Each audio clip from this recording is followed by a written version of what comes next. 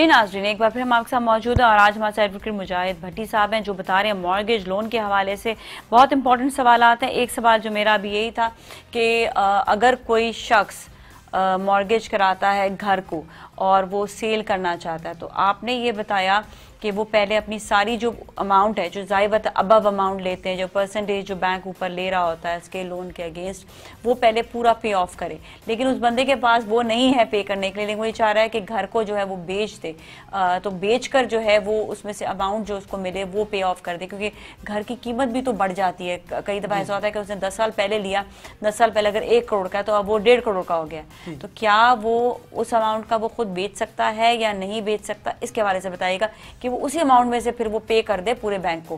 क्या ऐसा कुछ मुमकिन हो सकता है?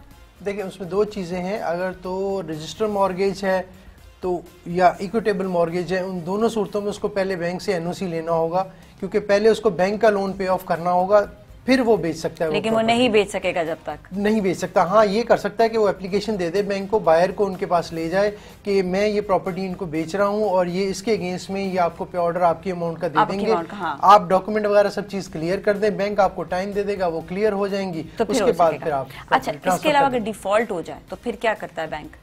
डिफॉल्ट की सूरत में बैंक उसको नोटिस सर्व करता है। मोस्ट प्रोबेबली 3 महीने तक बैंक देखता है कि अगर वो नहीं आ रहा तो फिर बैंक नोटिस सर्व करके डायरेक्टली भी बेच सकता है और इनडायरेक्टली वो बैंकिंग कोर्ट में भी जा सकता है कि भाई ये मुझे कोर्ट की डिग्री दी जाए, और वो कोर्ट से डिग्री लेके कोर्ट से प्रॉपर्टी सेल करके अपने डिटेल्स वगैरह सारी जो उसके एसेट्स हैं, जो उसके मार्कअप है, एक्सपेंस है। इनडायरेक्टली आपने कहा कि वो क्या वो उस शख्स को क्या बताएगा नहीं? क्या है नहीं, 3 नोट्स पहले नोटिस भेज रहा है। मतलब इनडायरेक्टली ये कि सिमिलर जैसे बैंकिंग कोर्ट बेच रही है प्रॉपर्टी, वैसे बैंक भी बेच सकता है। लेकिन उसके लिए उसके सेक्शन 15 फाइनेंशियल इंस्टीट्यूशन में एक पैरामीटर्स दी गई हैं कि बैंक पहले 3 नोटिस सर्व करेगा, उसकी अमाउंट उसको बताएगा कि ये अमाउंट आपकी प्रॉपर्टी के ऊपर ड्यू है और आप ये नहीं करें, और अगर उसने रेंट पे दिया है तो बैंक उसको भी कहेगा कि रेंट अमाउंट भी आप मेरे पास जमा करवाएं, और अगर वो नहीं कर रहा तो फिर बैंक उसकी वैल्यूएशन करवाएगा और उसकी पूरी स्टेटमेंट डिटेल लेगा। फिर बैंक को हक होगा कि 3 नोटिस के बाद फिर वो उसको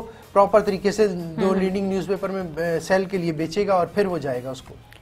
रिडेम्पशन क्या होता है?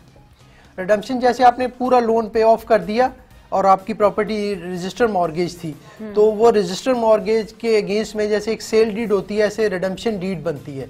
तो वो फिर वो एक रिडेम्पशन डीड रजिस्ट्रार इशू करता है कि अब इस प्रॉपर्टी के ऊपर किसी किस्म का कोई चार्ज नहीं है, मॉर्गेज का लियन कोई नहीं है, ये क्लियर है। तो वो रिडेम्पशन डीड एक सेल डीड की तरह का एक टाइटल डॉक्यूमेंट होता है, एक जो क्लियर प्रॉपर्टी की वर्थ बताता है कि ये क्लियर है, अब किसी किस्म के लोन के अंडर नहीं है। अब ये है कि वो आराम से बिक सकती है, आपका बिक सकती है और वो आपकी अपनी प्रॉपर्टी होगी। तो रिडेम्पशन कराना जरूरी होता है। जी, अगर आपने रजिस्टर लोन लिया है, रजिस्टर मॉर्गेज करवाई है, तो रिडेम्पशन मैंडेटरी है, अदरवाइज आपके लिए प्रॉपर्टी आगे बेचना मुश्किल हो जाएगी, ट्रांसफर करनी मुश्किल हो जाएगी। अच्छा, ये इंस्टॉलमेंट की सूरत में क्या होता है कि अगर जो है इंस्टॉलमेंट की जो लिया जाता है मॉर्गेज, वो उसकी इंस्टॉलमेंट कैसे दी जाती है, किस तरह से उसका जो है ये किया जाता है कि ये इतनी इंस्टॉलमेंट जो है वो पे करनी होगी?